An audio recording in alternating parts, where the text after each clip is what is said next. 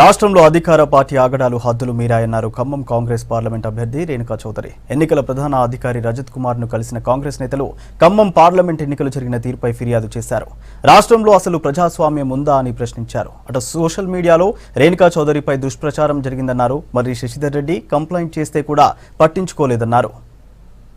శ్రీమతి రేణుకా చౌదరి గారు కాంగ్రెస్ అభ్యర్థిగా ఉన్నటువంటి వారు అమ్ముడుపోయారు, జిల్లాలో లేరు, ఇంత మొత్తానికి అమ్ముడుపోయారు అనేటువంటి దుష్ప్రచారం చేస్తే సోషల్ మీడియాలో పెట్టినటువంటి వ్యక్తి ఆ నంబర్ కూడా కంప్లైంట్లో రాసిచ్చిన తర్వాత కూడా ఆ వ్యక్తిపై ఎలాంటి చర్య కూడా తీసుకోవడం జరగలేదు. కనుక వీటన్నిటిపైన వెంటనే చర్య తీసుకోవాలని చెప్పి సిఇఓ గారిని వారికి ఇచ్చి కోరడం జరిగింది. మోడల్ కోడ్ ఆఫ్ కండక్ట్ ఉల్లంఘనలపై మేము మా కమిటీ తరఫున ఇంచుమించుగా 15 కంప్లైంట్స్ ఇవ్వడం జరిగింది. వాటి స్టేటస్, వాటిపైన తీసుకున్నటువంటి చర్య వివరాలన్నీ కూడా మాకు వెంటనే తెలపాలని చెప్పి అది కూడా కోరడం జరిగింది.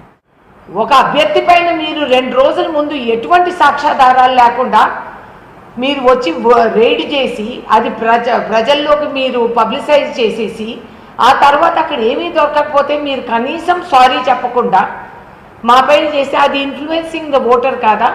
ఓటర్ ఇన్ఫ్లుయెన్స్ అవ్వడా? ఓహో వీళ్ళ రూముల్లో ఏవో ఉన్నాయి కాబట్టి వీళ్ళ పైన రేడ్ జరిగిందనేది మా రెప్యుటేషన్ని కించపరిచే విధానం. How is it?